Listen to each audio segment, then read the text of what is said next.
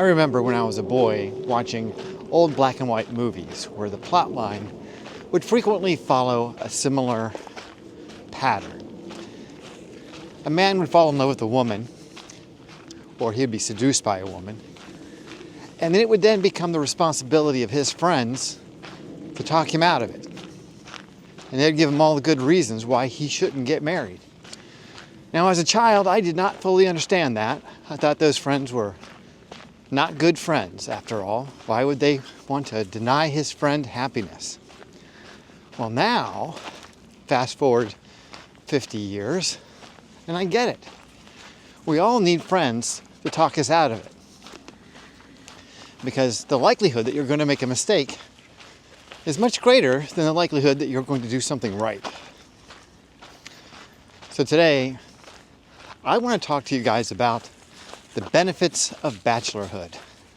Now, unfortunately, meeting the strict definition of bachelor, I do not qualify. Yes, I have been married, and a real bachelor never gets married. So I like to consider myself a born-again bachelor, which has a nice ring to it. So today, I want to go down all the benefits there are to being a bachelor versus getting married. Because I think that for some reason, we've been brainwashed to believe that in order to have a successful life, we need to incorporate a woman in this scenario. And I just don't think that's the truth. I think that's an outcome from generations of corporate media feeding us a bunch of romantic comedies and, I don't know, very curated ideas of what relationships look like. So let's talk about it.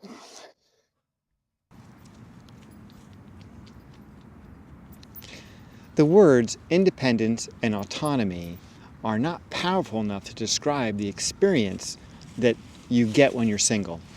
And the problem with guys who have never been married is they don't have the contrast to experience what it's like when you lose those things. And even, the most red pill guy in the world is still going to be sacrificing a certain amount of his autonomy and his independence when he gets married.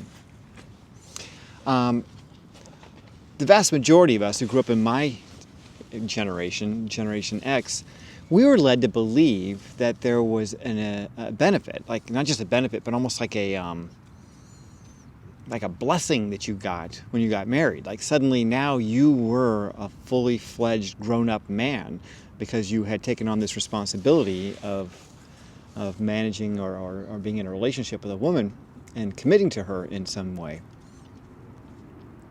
Well, I can't imagine why that would have been the case. I can only think that really modern media has something to do with it, that somehow we've all fallen in love with the movies or the videos or whatever, and we think that these relationships are in some way enhancing our lives. But the truth of the matter is they don't. So a little bit about independence and autonomy. So having the ability to make choices for your own best interest without the consideration for a partner is so valuable. I can't even begin to explain it.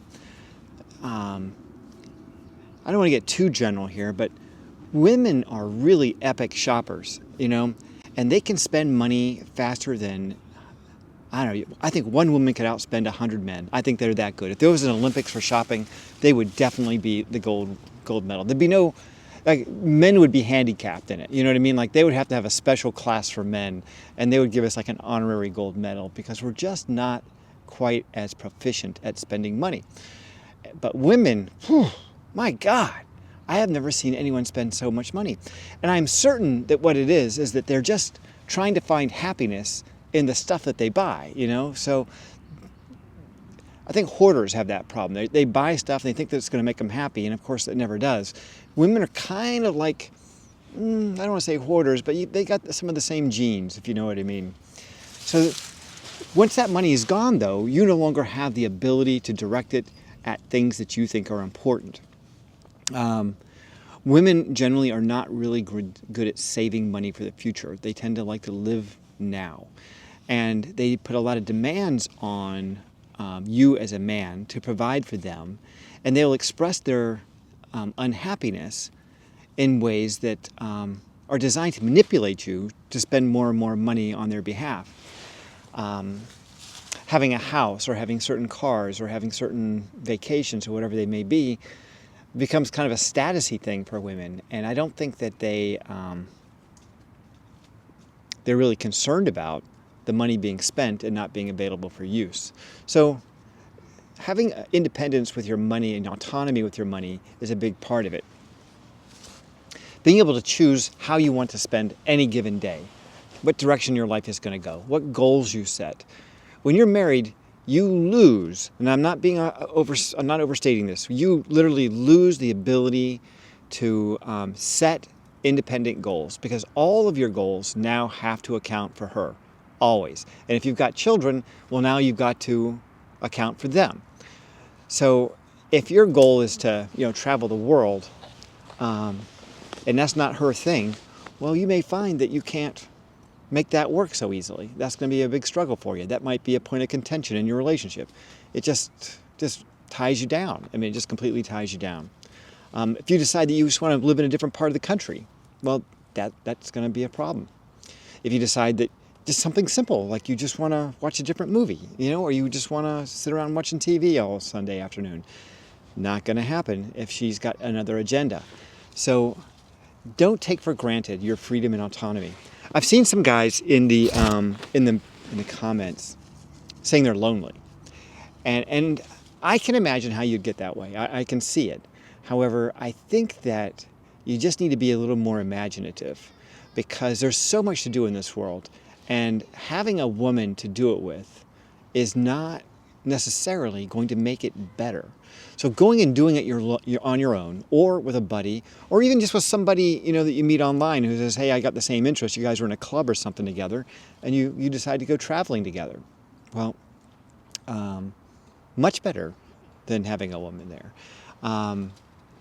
Yeah, women have all kinds of problems that are going to cause you to miss something or not enjoy yourself. They can be very, very problematic. Now, they're not like that when you're dating. I just want to point that out. I know a lot of guys say, wait a second, I've never seen girls act like that. Yeah, see, when they're dating, you're getting like the best version. You know what I mean? Like you're getting the very highly curated, designed version for your entertainment. And it is a falsehood. That's not the way they really are. And it probably won't be until you're married for at least a few years before the real inner woman comes out. And then you'll start to go, that's probably not the person I wanted to be married to. That's not the person I want to spend a lot of time with. But by then, it's too late. You've already signed the contract. You're already in. So go slow on that. Bachelorhood is a great way to live your life. And having been on the inside, like in the prison of marriage, and now being on the outside, it is so much more delightful. I can date women if I want to. I can go and meet some girl, whether it's online or in person or in real life or whatever, and we can get together and we can have a nice time. We can go to dinner, go see a movie, and if things go well, maybe more. But I do not have to give her any kind of commitment. I do not have to have her move in. I do not have to promise her anything. And here's the irony for you bachelors and for you young guys. The more you hold on to your bachelorhood, the more attractive you're going to be to women. And I know that is a contradiction, or it seems like a contradiction, but the more you hold them at arm's length and the more you push them away, the more they will pull towards you. And if that's not a manipulation, I don't know what is, but they respond to it so well. The more angry you get at them when they misbehave, and I'm not talking about yelling and screaming, but just expressing some level of disapproval for their behavior or whatever, the more you break up with them, the more you push them away, the more they come at you. So just realize that the most attractive man is a man they can't get. The next thing that most people don't understand or they overlook is career and personal development or personal growth. Having a relationship, especially a difficult one, really adds challenges to your career growth and your personal development as a man. It's a crapshoot. There's really no way to know whether you've got a good marriage or a good wife until it actually starts to unfold. And by the time it starts to unfold, it's like the trap is sprung and you're in it, and there's nothing you can do. But if you've got a difficult marriage, it will at the very least distract you from your career. And it may help your personal growth because you might be seeing therapists, you might be reading books about relationships, you might be trying to figure yourself out. But that's not the way you want to get it. I'm telling you, man. You want to be looking at how you become a better man, how you become a better person, how you can contribute more to the world, how you can use your career to catapult you to another level. Yeah, a bad marriage will end that. That will not be your future. So whatever you do, don't overlook the importance of your career development and your personal growth, because those are serious, serious issues. And you don't realize how serious they are when you're in that haze of love, because all you can think about is her. But when you back away from that haze and you start to understand the implications this relationship might have on your overall life, you realize that you've got to be successful in whatever you're doing. And you've got to be able to grow as a person. And if you're with an emotionally stunted woman who is requiring all of your energy and attention just to keep her above water, well, it's going to be really difficult for you to get any joy or success in your career or your personal development. So don't overlook it. Being a bachelor, in this case, wins hands down. Bachelors have the opportunity to succeed at a much higher rate than married men.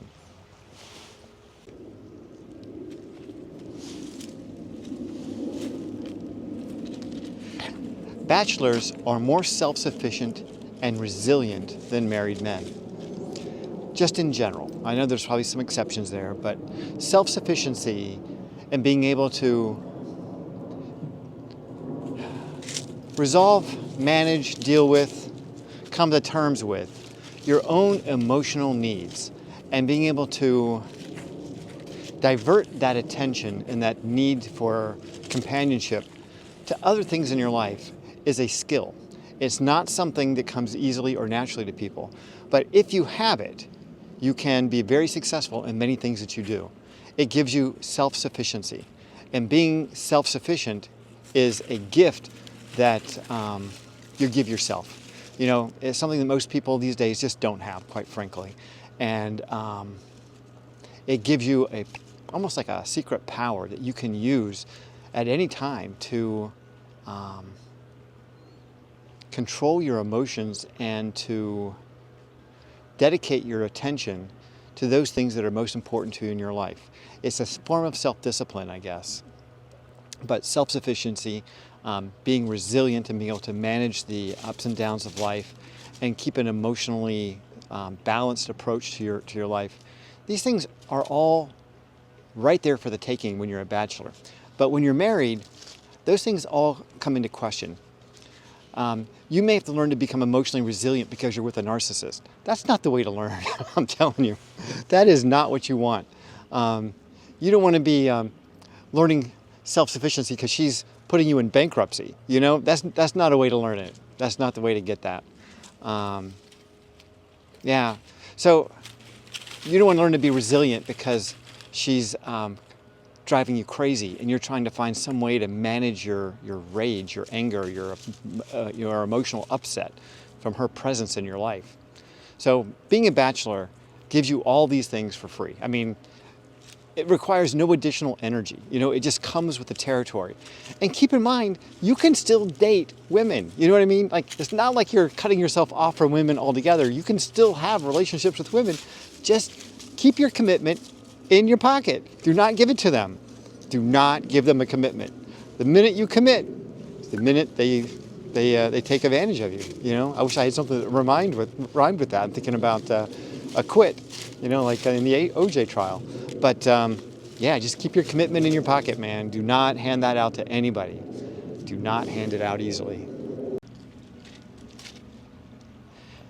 As a bachelor, you get to keep all your old friends, unless their wives don't let you hang out with them anymore. But yeah, you get to keep all your old friends, and you can make some new friends, and they don't need to pass muster with this person in your life that has these ideas about the way things should be. So yeah, you're free to express yourself as an individual much more freely. You can even have girlfriends. Now, I am certain that this imaginary wife would not be on board with that at all. So yeah, count your blessings, man. In addition to all that, you also get massive loads of less stress. So when you got your friends hanging around with you, you've got different girls that you can go out and see whenever you want. You can go out and do fun things. You can go to the clubs. You can go to, sporting events. You can go to concerts. You can travel the world. There's all these wonderful things that you get to do as a single guy that when you're married, you're going to either not have the finances, not have the permission, or not have the authority in your own life to be able to do the things that you really want to do. And it's just not worth it, man. I'm just telling you, it is not worth it. I know a lot of you guys say, well, I really want to have kids. And I'm telling you, kids are great. And if you really want them, just be aware that you're going to have to sacrifice a lot more than you think to have them. They're great. And I love them. I have 3 kids, and I sacrifice a lot for them, and I have, and I will again. But there's a lot more to it than meets the eye. It's not like some kind of a sitcom or a dramatic movie. No, this is something that goes on and on and on. When they move out, like when they're 18, 19, 20, 23, whatever, yeah, that relationship continues, and you are still their father, and they still need you to support them. So I'm just telling you, there's a lot more to that than meets the eye.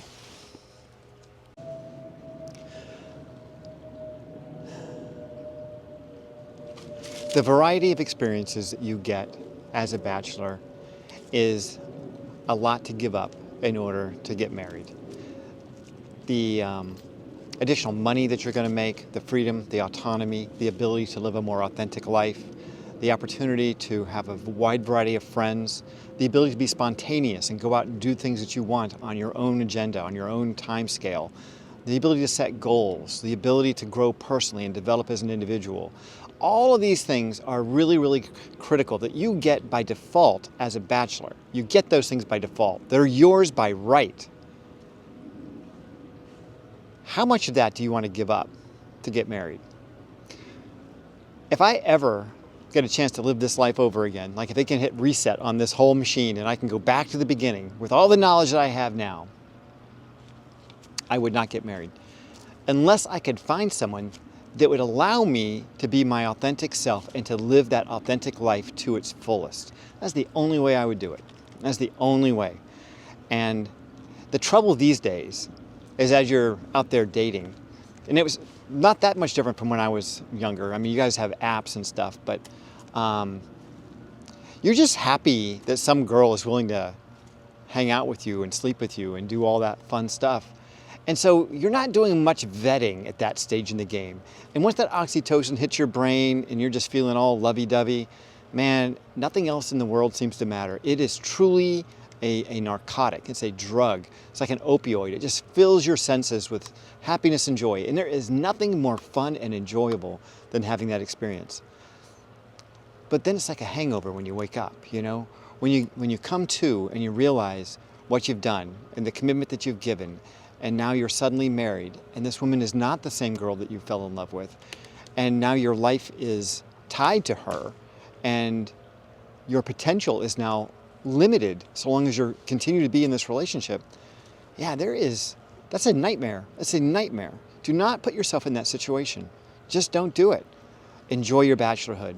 Date, have sex, have friends, travel the world, do cool stuff, go to concerts, hang out at clubs, go to sporting events, develop yourself as an individual, read good books, have hobbies. There's so many wonderful things that you can do as a bachelor. Save your money, save for the future, travel, whatever. Just do what you want. Be creative.